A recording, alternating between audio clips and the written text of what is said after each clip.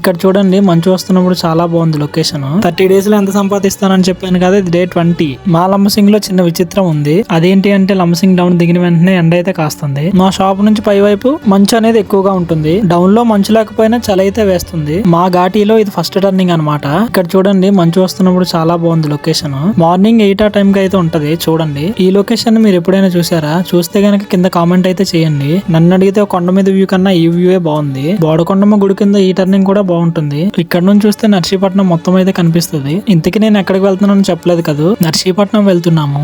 ఈ రోజు ఆదివారం కాబట్టి స్వీట్ కార్న్ పంపడానికి ఘాటికి బళ్ళు అయితే రావు. అందుకే స్వయంగా మేమే వెళ్లాల్సి వచ్చింది. ఇంకా వెళ్ళిన పని చూసుకోవాలి కాబట్టి సంచిలోకి స్వీట్ కార్న్ నింపుకొని రిటర్న్ బయలుదేరిపోయాం. మధ్యదారిలో చీపులు కొనుక్కొని షాప్ కు వెళ్ళిపోయాం. షాప్ కు వెళ్ళడానికి 10 అయితే అయిపోయింది. నన్ను షాప్ లో దించేసి బావ ఇంటికైతే వెళ్ళిపోయాడు. మేము షాప్ కు వెళ్లేసరికి సేల్ బాగానే జరుగుతుంది. షాప్ కు వెళ్ళగానే మా సిస్టర్ మాకు ఇంకో పని అయితే చెప్పారు. అదేంటంటే బొంగులకు వెళ్ళమని. ఇంకా మేము ఇద్దరం కలిసి బొంగులకు వెళ్ళిపోయాం. బొంగులు కోయడానికి రంపం కత్తి పట్టుకు వెళ్ళిపోయాం. బొంగుల్ని నరకడం ఎంత సింపుల్, కొయ్యడం మాత్రం చాలా కష్టం. కొయ్యడానికి చేతులు బాగా నొప్పి వస్తాయి. కోసుకున్న బొంగుల్ని కవర్ లో వేసుకొని షాపుకు పట్టుకు వెళ్ళిపోయాం. షాపుకు వెళ్ళిన వెంటనే బ్యాంబో చికెన్ అయితే ఆర్డర్ వచ్చింది. ఇంకా బ్యాంబో చికెన్ అరగంట కాల్చి కస్టమర్లకు అయితే ఇచ్చేసాము. ఈ రోజు స్వీట్ కార్న్ 3 గంటలకే అయిపోయింది. బండి మీద 100 కాయలే తేవడానికి అయింది. ఎక్కువ తేవడానికి అవ్వలేదు. నేను భోజనం చేయడానికి 3 అయిపోయింది. ఇంకా 5:30 వరకు చీకుల్ని సేల్ చేస్తూ డేన్ అయితే ఎండ్ చేసాం. టోటల్ సేల్ 4500 అయ్యింది. స్వీట్ కార్న్ కి 1700, బ్యాంబూ చికెన్ కి 500, చీకులకి 2200, ఎంటీ బ్యాంబూస్ కి 100 రూపీస్ అయితే అయ్యింది.